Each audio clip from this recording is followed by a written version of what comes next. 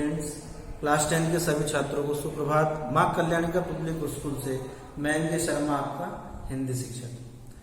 प्यारे बच्चों, हम मानवीय करुणा की दिव्य चमक अपने इस चैप्टर के क्वेश्चन आंसर कर रहे थे। पिछली कक्षा में हमने लगभग 4 प्रश्नों के उत्तर लिख लिए थे, उस पर चर्चा कर ली थी। इसके बाद अगला प्रश्न है 5वां प्रश्न हमारे टेक्स्ट बुक में कि लेखक ने फादर बुल्के को मानवीय करुणा की दिव्य चमक क्यों कहा। क्या कारण है कि लेखक ने उस ईसाई संत को मानवीय करुणा की दिव्य चमक बतलाया, इसका क्या कारण था।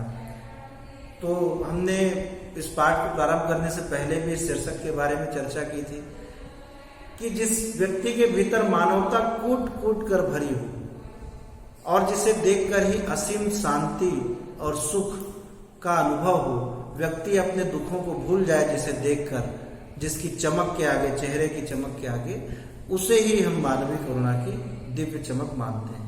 और लेखक के लिए उसका प्रतीक थे फादर बुल्के। तो इसका आंसर हमें क्या करना है, हम इस पे लिखेंगे कि फादर बुल्के के हृदय में दीन दुखियों के प्रति अपार प्रेम और करुणा का भाव था।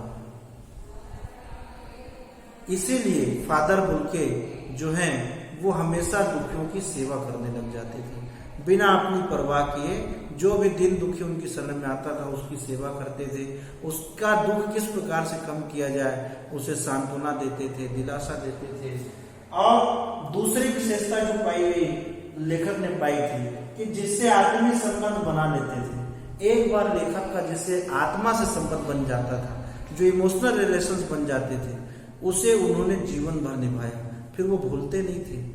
ऐसा नहीं थोड़े समय के लिए बस अपना संबंध बनाया, उसके बाद उसे छोड़ दिया या भूल दिया। तो दीन दुखियों के प्रति जो प्रेम और करुणा उनके हृदय में थी, जो एक व्यक्ति से वो संबंध बनाते थे, उसे वो जीवन भर निभाने की जो उनकी कला थी, जो उनका व्यक्तित्व था, वो निश्चित तौर पर उन्हें एक सच्चा मानव बनाती थी। इसी तरह एक दिव्य शक्ति थी उनके पास। न जाने कहां से वो इतना बल लाते थे, इतनी ज्ञान लाते थे, इतनी शांति से वो सुना करते थे लोगों की बातों को। जो भी दुखी उनके पास व्यक्ति आता था उसे वो इतनी अच्छी अच्छी बातें करते थे, इतना प्रेम उस पर लुटाते थे कि वो अपना सारा दुख भूल जाता था। इसका अनुभव लेखक ने स्वयं किया। लेखक कहते हैं कि जब उनकी पत्नी और पुत्र, अर्थात लेखक के पत्नी और पुत्र का निधन हो गया, असमय उनकी मृत्यु हो गई, वे बड़े दुखी थे अपने परिजनों के इस तरह से असमय चले जाने पर।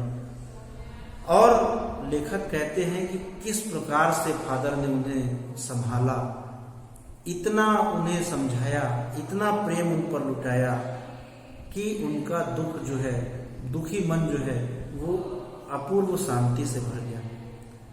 न जाने क्या जादू था उनकी बातों में, उनके व्यक्तित्व में, उनके चेहरे पर, जिसके कारण वो ये सब कर पाते थे। तो एक सामने वाले व्यक्ति को, दूसरे व्यक्ति को शांति प्रदान करती थी। इन्हीं सब अच्छाइयों के कारण, इन्हीं सब गुणों के कारण उन्हें मानवीय करुणा की दिव्य। व्यक्तित्व में एक और बात थी, उन्हें कभी क्रोध नहीं आता था, वो कभी